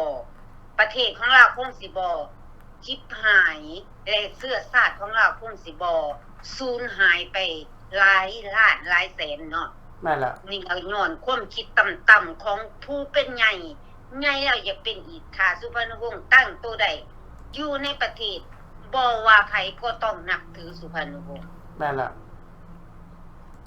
จะทิ่มสุพรรณวงศ์บ่ได้ถ้าสุพรรณวงศ์บ่เป็นใจโจรแต่นี่สุพรรณวงศ์นำเอาโจรมาปุ้นประเทศของตนเองเข็นฆ่าประชากรเข็นฆ่าคนลาวเข็นฆ่าประชาชนของตนเองแม่นล่ะว่าเฮาจะยุกย่องหรือเฮาจะถ้าจะเว้าไปว่าเหยียบย่ำก็เกินไปเนาะและเฮาจะเชื่อถือนโยบายของพวกนี้ได้จังได๋เพราะว่าหลายๆท่านบางคนก็ยังว่าสุพรรณวงศ์เจ้าสุพรรณวงศ์เจ้าเสด็จสุพรรณวงศ์เสด็จได้แต่สุพรรณวงศ์เสด็จออกไปอยู่กับเวียดนามเหนือแล้วเอาโจรมาปล้นทรัพย์สมบัติปล้นชาติและเป็นคนกับพุทธศาสตร์แล้วเฮาจะไปอื่นตั้งขึ้นว่าเป็นเจ้าได้จังได๋เพราะว่าขาดแล้วถ้าเจ้าแบบนี้แล้วเฮาจะถือไปตลอดบ่ได้เพราะว่าสุพรรณวงศ์นี่ขาดเป็นเสื้อเจ้าแต่อยู่ในสายตาของประชาชนแต่สุพรรณวงศ์ก้าวออกไปจากประเทศของเราและไปเป็นใจโจรแต่นับแต่มื้อนั้นบ่ว่าทหารหรือประชาชนเขาก็วิพากษ์วิจารณ์กันผู้ที่ว่าเพิ่นเห็นหรือผู้ใหญ่ที่จนที่ว่าวิพากษ์วิจารณ์กันจนผู้ค้าฮู้จักภาษาคนเว้าว่าจังซะชื่อได้จำได้เขาก็ยังเว้ากันบางคนนี่บ้านของเขานี่บ้านของเราแดงว่าจังซะผู้ที่เป็นใจสุพรรณวงศ์เขาบ่ได้ยุกย่องสุพรรณวงศ์เขาบ่ได้ยุกย่องเขตของนอกบ้านเขาผู้ค้านี่ถ้าเอ่ยขึ้นมาให้ทุกคนรู้เขาบ่เคยยุกย่องก็ว่าบ่ยุกย่องลาวแท้ๆยังไปมาปฏิวัติประเทศตนเองปฏิวัติศาสตร์ของตนเอง นี่หลายคนแต่เป็นหยังเขาจังจำยอมเขาจังอยู่ในหันเพราะว่าเขาก็เป็นเสื้อสาดของเวียดนามเหนือคือกันแม่นเขาเป็นเสื้อสาดของเวียดนามเหนือที่เห็นสุภานุวงศ์ลงไปเป็นแบบนั้นเขายิ่งได้ใจแต่เขาบ่ทับทมต่อหน้าแต่เขางูอีกเส้นทุกวันนี้ก็เหมือนกันนักต่อสู้หลายๆพรรคก็ยังเอาแบบสุพรรณวงศ์เสื้อใจแก้วเสื้อใจสปป.ลาวทั้งๆที่ฮู้ว่ามันเป็นกบฏทั้งๆที่ฮู้ว่ามันเป็นมาผ่านของแก้วแดงแต่ก็ยังตั้งความหวังมันให้ส้นให้ยศให้สั้นก็ยังตั้งความหวังอยากได้เหมือนสุพรรณวงศ์ที่ถือแก้วหลอกคิดว่าจะหลอกแก้วแต่ถือแก้วหลอกนักกว่าหลอกแก้ว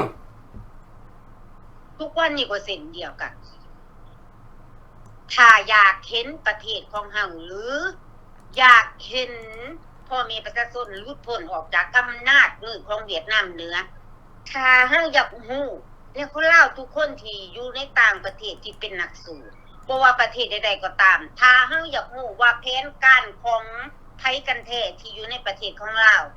และแผนการของสัตว์จิรสารตัวใดที่ว่างขึ้นมาและเข็นขาพ่อแม่ประชาชนสู้ซอยกันสู้ด้วยสัญญาแล้วเฮาสิฮู้ว่าไผเป็นต้นต่อผู้ที่เป็นปรปักษ์กับชาติของลาวเฮาและจังสิฮู้ว่าไผเป็นคนบงการอยู่ในเรื่องที่ว่า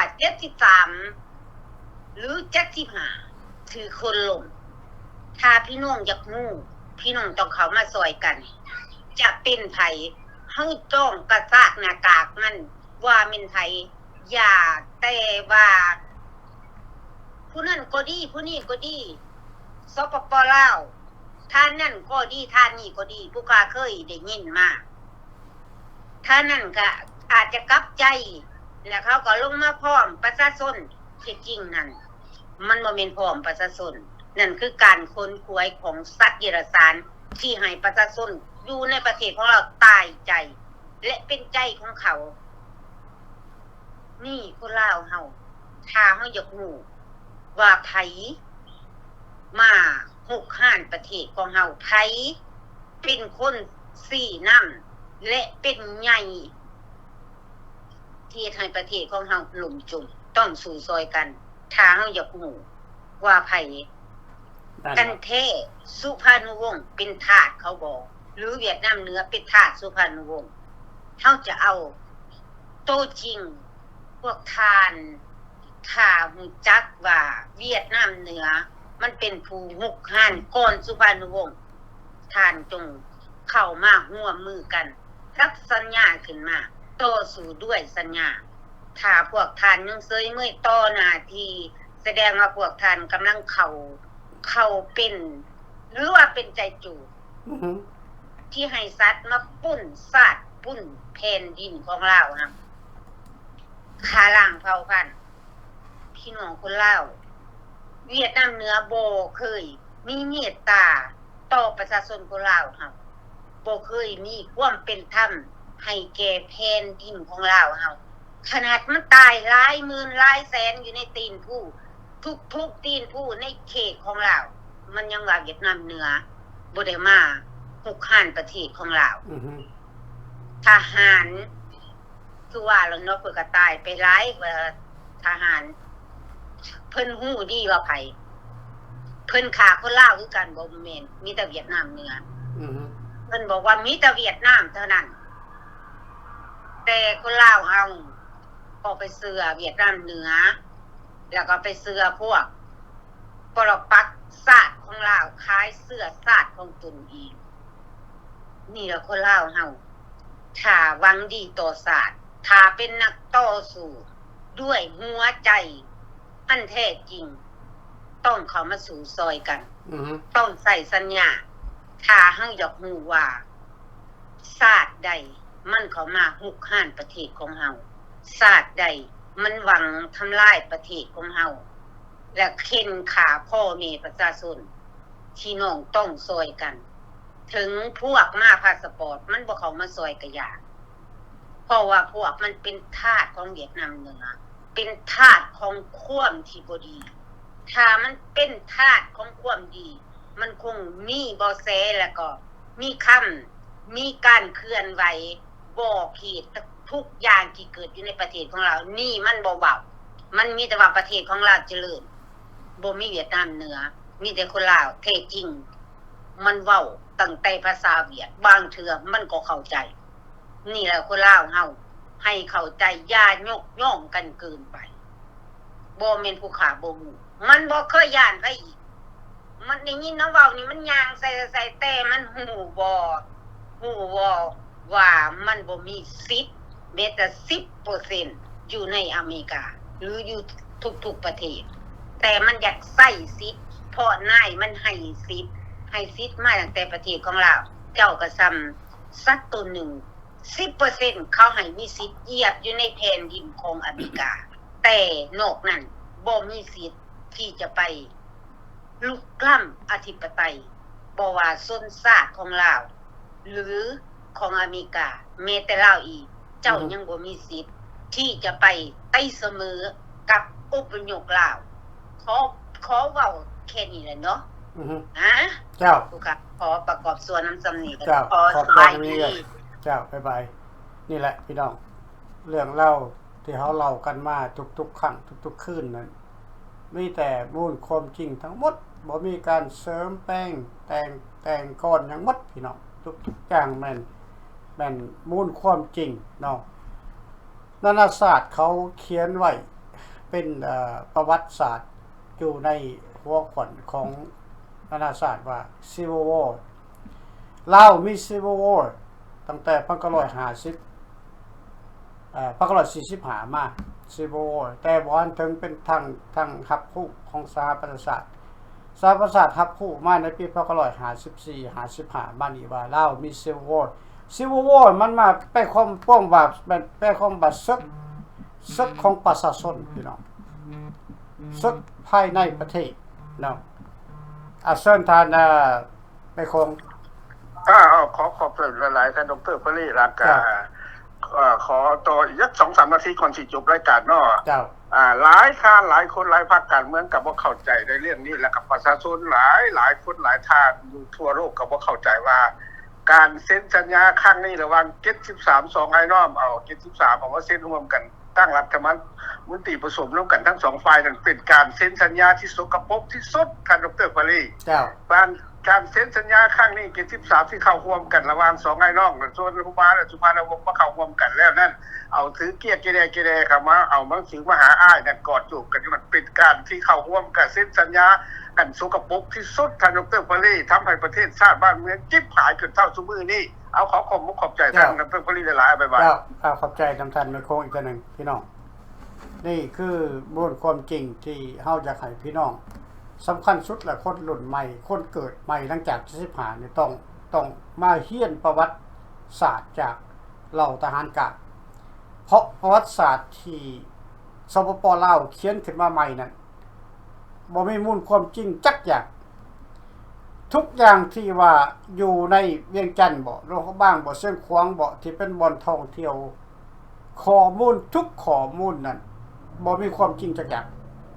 โดนแล้วจะเขียนขึ้นมาใหม่ทั้งหมดโดยการเรียบเรียงจากฮานอยเป็นผู้อนุมัติให้ปากให้เว้าในวิธีใดที่เขาต้องการจะให้เว้าพี่น้องดังนั้นแล้วการที่ส่วนหนึ่งที่คนลาวรุ่นใหม่เกิดใหม่ในประเทศลาวนั้นที่บ่ค่อยสนใจกับประเทศชาติบ้านเมืองเท่าใดนั้นเพราะถูกหลอกลวงจากราชการจากนายครูจากครูบาอาจารย์จากเจ้าหน้าที่ท้องถิ่นบ้านเมืองเขาห้องกล้องคนขวยเขาจะมีกล้องคนขวยของเขาเจ้าทุกบัด47 ปีนี่เขาก็ยังเฮ็ดคือเก่าอยู่กล้องคนขวยเขาเจ้าเพราะเป็นทางเดียวที่เขาจะหลอกลวงยั่วย่องลูกหลานคนลาวที่เกิดมาใหม่นั้นให้หลงศาสตร์ให้หลงตระกูลให้หลงศาสตร์ตัวเองให้ไปย่อส่งเสริมเวียดนาม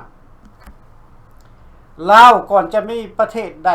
ก่อนจะเป็นขออนุญาตลาวก่อนจะเป็นสปปลาวได้ก็แม่นสหรัฐอเมริกาเป็นผู้อนุมัติ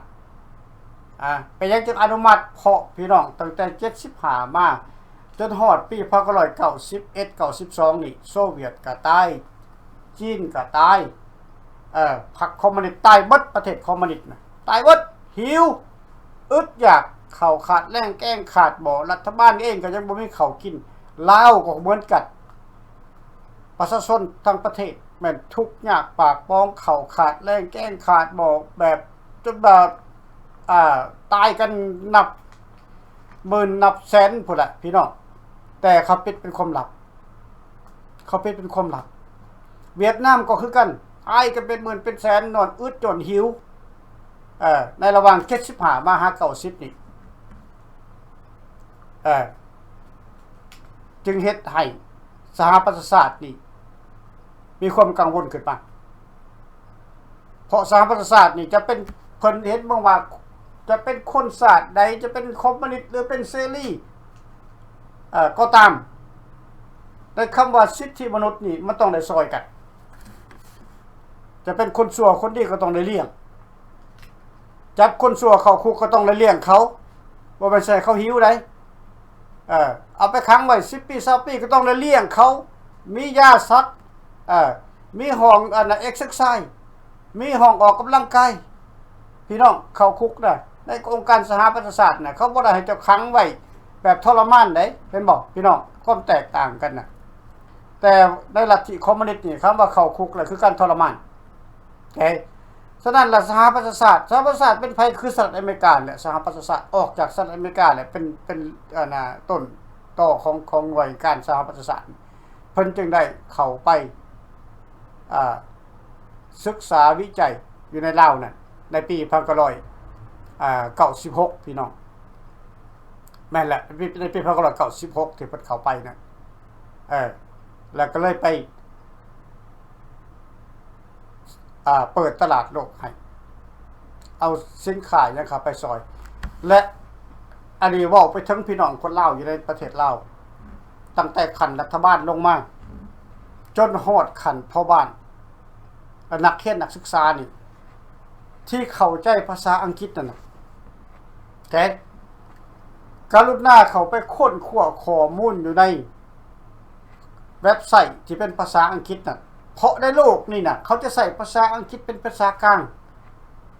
ซองมาแม่นเป็นภาษาฝรั่งเศสเป็นภาษากลางถ้าทานว่าเป็นภาษาฝรั่งได้อ่านภาษาฝรั่งได้ทานก็เข้าไปค้นคว้าในเว็บไซต์ภาษาฝรั่งเศสหรือว่าทานจะเข้าไปในเว็บไซต์ของสหรัฐอเมริกาบางเว็บไซต์นี่เพิ่นจะมีแปลภาษาให้พอบางเว็บไซต์น่ะโอเคและในเว็บไซต์แต่ละเว็บไซต์ของสหประชาชาติบ่ว่าจะประเทศใดก็ตามประเทศออสเตรเลียญี่ปุ่นหยังก็อย่าเข้าของสหประชาชาติบ่ได้พอดีในกลุ่มร่วมนี่โอเคเขาจะเว้าตรงกันไปเบิดทุกๆคนทุกๆหนังสือพิมพ์ทุกๆข้อมูลทุกๆของการข่าวเขาจะเว้าคือกันเบิดว่าทุกอย่างนั่นแต่ว่าบ่เฉพาะในประเทศลาวเด้อนี่เด้อบ่มีดอกว่าแก้วจะมีการช่วยเหลือให้ประเทศลาวนั่นบ่มีข้อมูลจักข้อเขียนไว้ว่าแก้วนี่คนเขาไปให้ลาวกินบ่แก้วนี่เอาเงินไปช่วยเหลือลาวบ่มีแต่มันจะไปคนเอาจากลาวน่ะไปหาแก้วคนเอาไม้เอาตอกเอาวัตถุเอาทุกอย่างเอาหอดคนไปแก้วคนลาวน่ะไปเรียนไปศึกษาเป็นภาษาแก้วออกมาเพื่อมาปกครองกันเองในภาษาแก้วน่ะพี่น้องและพวกทานทั้งหลายที่อยู่ในประเทศลาวนั่นถูกซิดซ้อนให้เกียรติสั่งอเมริกาถูกซิดซ้อนให้มาด่าปล่อยอเมริกาอย่าลืมว่าประเทศลาวนั่นยังมีแผ่นดินอยู่ทุกวันนี้ยังมีคนลาวเหลืออยู่ในทุกวันนี้ก็ย้อนอเมริกาจะเป็นเสรีหรือจะเป็นคอมมิวนิสต์ก็ตามเพิ่นก็จะหักษาไว้ให้เฮาอยู่แต่การจะเปลี่ยนแปลงเป็นระบอบคอมมิวนิสต์หรือจะเป็นเสรีนั่นมันขึ้นกับคนลาวเท่านั้นที่จะเป็นผู้หันเปลี่ยนทิศทางอยากให้ประเทศลาวนี่ไปสู่ความเจริญบ่หรือว่าจะเอาประเทศลาวเนี่ยหันทางไปลงเหวคันอยู่ในพรรคคอมมิวนิสต์นั่นน่ะบ่มีวันว่าประเทศลาวเนี่ยจะหุ่งเรืองเรื่องเหลื่อมได้ บ่มีมืออีกพี่น้องคอมมิวนิสต์คือการกดขี่ข่มเหงประชาชนคอมมิวนิสต์แล้วก็บ่มีการพัฒนาอีกเบิ่งโลดประเทศคอมมิวนิสต์อยู่ในโลกนี่น่ะมีประเทศใดได้เจริญบ่มีโซเวียตรัสเซียก็บ่เจริญจีนแดงนี่เจริญขึ้นมาเนี่ยก็ได้ปี1991 92ที่อเมริกาไปเปิดตลาดโลกให้คือกันจีนแดงจึงมีใหม่มีมือกับอเมริกาเนี่ยเอาเป็นพันๆล้านbusiness น่ะเศรษฐกิจน่ะเข้าไปในจีนแดงทั่วโลกนำเอาโรงงานเข้าไปในจีนแดงเพราะจีนแดงมีพลเมืองหลายกว่าหมู่ทุกข์ยาก 90% ทุกข์ยากบ่มีข้าวมีน้ำกินอเมริกาจึงได้เปิดตลาดโลกให้จีนแดงจึงมีใหม่มีมือทุกวันนี้อเมริกาได้รับเอานักเรียนของจีนแดงนี่มาเรียนเอาข้อมูลความลับอยู่อเมริกาอยู่อังกฤษโดยบ่ได้เสียเงินแม้แต่ดอลลาร์นึงเขาห้องว่า free tuition การเรียนฟรีคนอเมริกันเขายังได้จ่ายเงินแต่คนของนักเรียน Chinese มานี่บ่ได้เสียเงินเขาจะมาเรียนเอาข้อมูลความลับจากมหาอำนาจอเมริกาแล้วเอาเมื่อปรับปรุงแก้ไขอเมริกาบ่เคยย่านกลัวแล้วก็บ่เคยย่านลื่นย่านเรือว่าย่านจีนแดงจะล้นกลัวตัวเองโน่เพิ่นบ่เคยคิดได้ประเทศใดเจริญเท่าใดแห่งดีเพิ่นจึงบ่ได้เสียเงินเพิ่นจึงบ่ได้จ่ายเงินไปเลี้ยงไปดูประเทศนั้นให้เข้าใจจังซั่นอเมริกานี่ซอยประเทศใดก็ตามบ่ได้ถามขึ้นมาบ่ได้ถามเอาขึ้นโน่ประเทศลาวในสมัยได้รับเอกราชมาแต่54มานี่ก็เป็นอเมริกาเป็นผู้เลี้ยงข้าราชการทหารตำรวจนักเรียนนักศึกษาทุกอย่างโรงเรียนโรงหมอน้ำป้าบ่น้ำอันนั้นสร้างบ่หรือว่าน้ำอันน่ะกอกบ่อเมริกาไปสร้างให้เกือบทุกบ่อนพี่น้องทุกบ่อนบ่ได้ถามว่าจะต้องจ่ายหนี้คอยเด้อโนทุกวันนี้ก็อเมริกาเป็นผู้เลี้ยงแต่พี่น้องคนลาวอยู่ในประเทศลาวนั่นเกือบ 100% น่ะเกลียดชังอเมริกาถ้าอยากเข็นขาอเมริกาเป็นศัตรูกับคนอเมริกาพวกท่านถึกล่างสมองแล้วอันนี้แหละเขาจะว่าขออนุญาตเขาว่าลาวโง่เห็นกงจักเป็นดอกบัวพี่น้องแก้วมันเอายังแหนมาให้ประเทศลาว45 ปี46 ปี47 ปีบ่มีแต่มันมาขุดเนื้อเทือหนังแต่ก็ยังไปย่อมือนกถือว่าเป็นพระเจ้าอยู่อเมริกาเนี่ยคนเข้าไปเป็นเฮือลำบักใหญ่เงินอีกเป็น100 ล้านพันล้านบ่ได้มีบุญคุณต่ออเมริกาเลยคันว่าโหวตเรื่องยูเครนกับรัสเซียแทนที่ว่าจะโหวตให้อเมริกาเลี้ยงดูมาเป็นหลายร้อยปี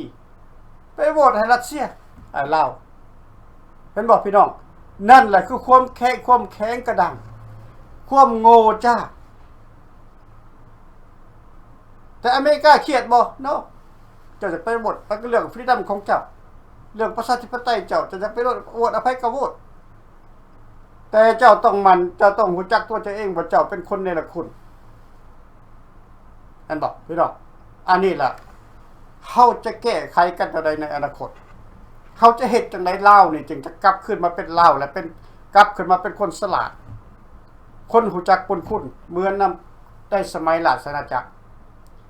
ก็เป็นเฮาเองนี่แหละจะเป็นต้นต่อในการเดินหน้าในการทำงานในการแก้ไข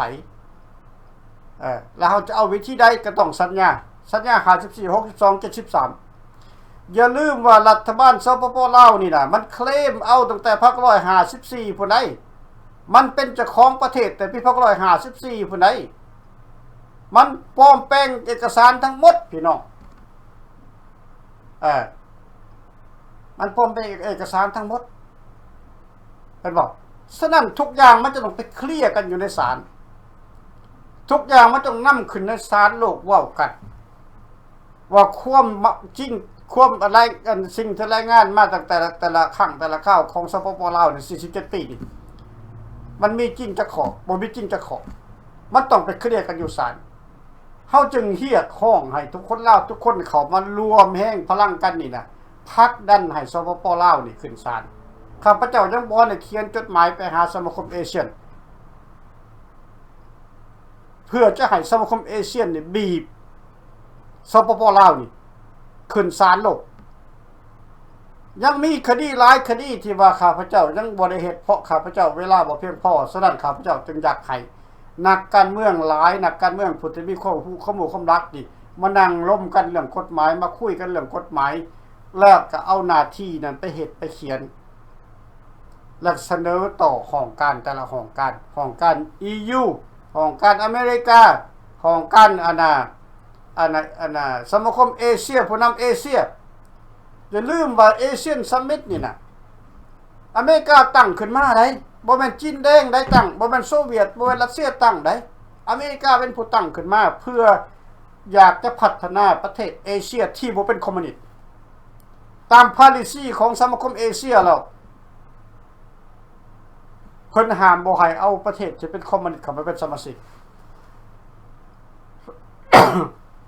แต่สุดท้ายมา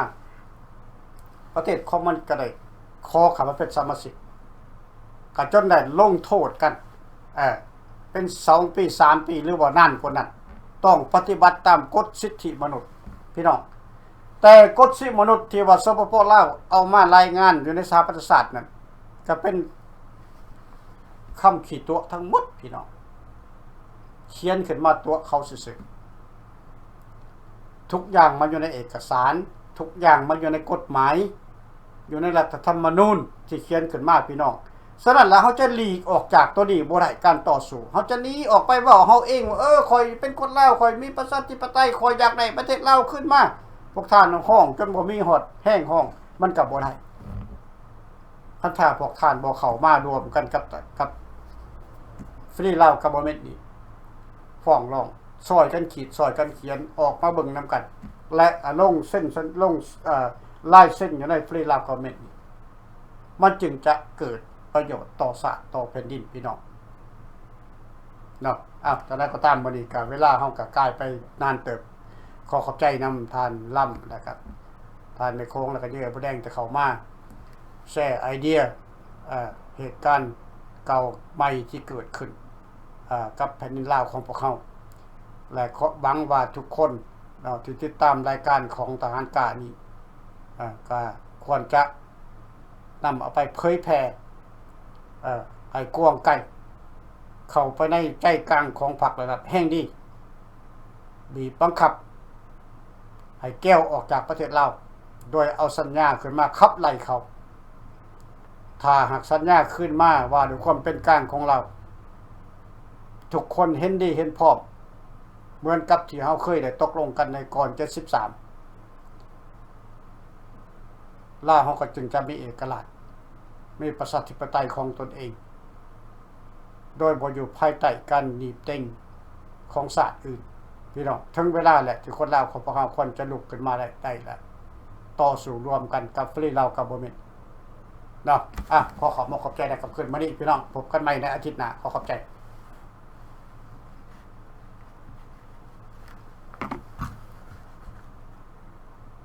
ตั้งยันต่อสู้